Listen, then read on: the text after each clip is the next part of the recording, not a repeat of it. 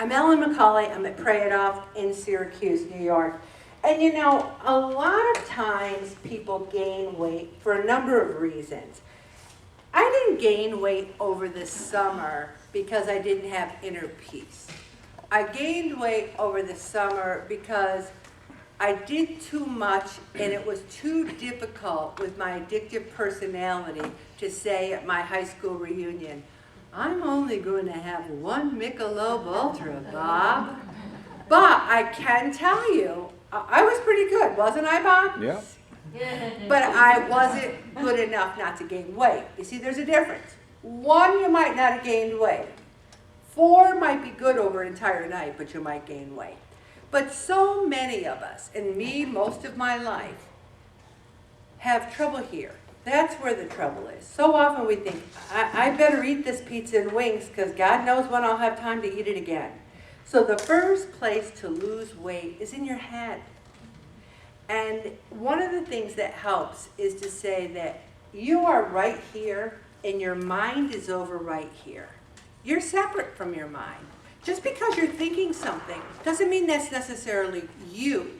You're here, your mind is here.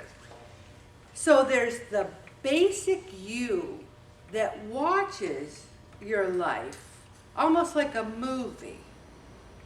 And you can say, I wonder what's going to happen in this next act. Am I going to eat the donuts? Or am I going to say, I'm all set? And one of the things is, I heard something funny today about someone was looking at their own life and they're addicted to reading. And she goes, one of the things that helps me get through difficult times is I say to myself, wow, this is a plot twist. You know, how many plot twists do we get in our life? What?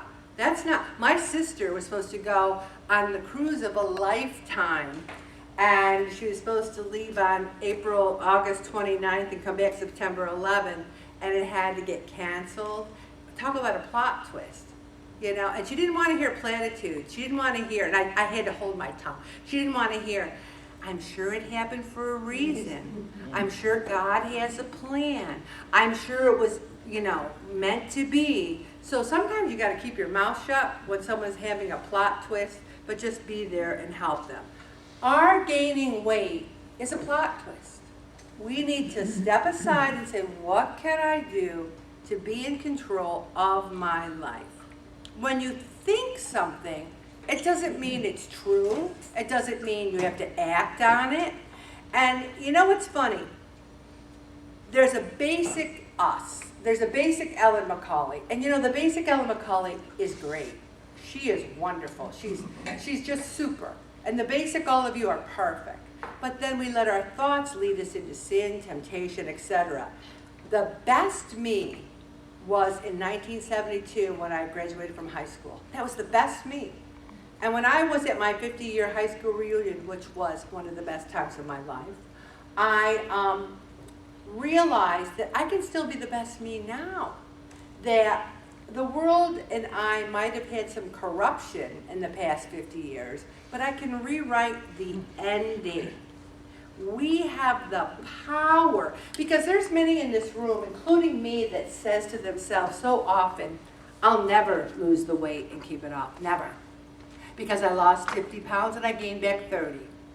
I lost 30 pounds and I gained back 20. I'll never do it. If I had you raise your hands, there's people who believe in themselves. I know who you are. I can go right around, bleep, bleep, bleep. But there's those of us who think, can I do it? I don't think so. I don't think so. We don't trust ourselves.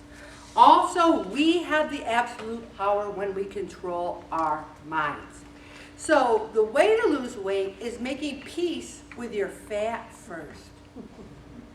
You know, you stand in front of the mirror and you shake those thighs and they slap together, making more noise than applause at Carnegie Hall. And you say, that is me. I have those flabby thighs, you know? And you say, I'm alive. Do you know how many people? There's a couple of nights this week I said to Bob, I cannot watch the news tonight because I can't sleep. I can't sleep. When you look at a beautiful 34-year-old teacher jogging, jogging and getting murdered. And you think, wouldn't she give anything to say, I wish I weighed 50 pounds more and was alive? We don't have it as bad as we think we do, okay? We can be completely disgusted with ourselves or own it. I told you I gained 19 pounds over the summer. I told you. And then I said, I went, huh? And I got back in the saddle so fast, and I was riding that bike 10 miles a day, and I was going, I couldn't ride it fast enough.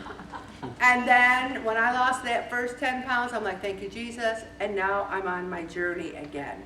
If you continuously criticize yourself, you will sabotage your weight loss every single time. I have people who lost weight over the summer, and I said, oh my gosh, you're a summer hero. And they go, I don't know how long that'll last. Really? All right, you have to say to yourself, this is the way I am now, but I'm going to eat healthy and exercise to get better. But there's those of us in this room that are saying to themselves right now, you know what? I don't really want to eat healthy and exercise. That's my problem. I don't want to do it. And guess what? I don't either.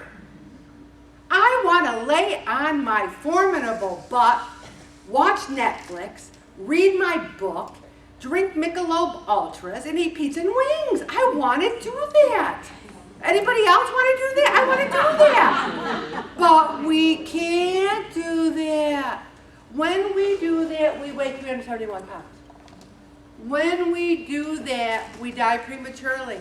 And you know what? We have to find our why. Why should we eat healthy? Why should we exercise more? And I wrote two of my whys down at the start of session 28. I wrote, I want to be healthy. I want to live. All right, are those good reasons? All right. And people who lose weight to get healthier are more successful at keeping the weight off. If you want to lose weight for a longer lifespan, increased energy level, you have to make peace with yourself. I'm going to stop right there.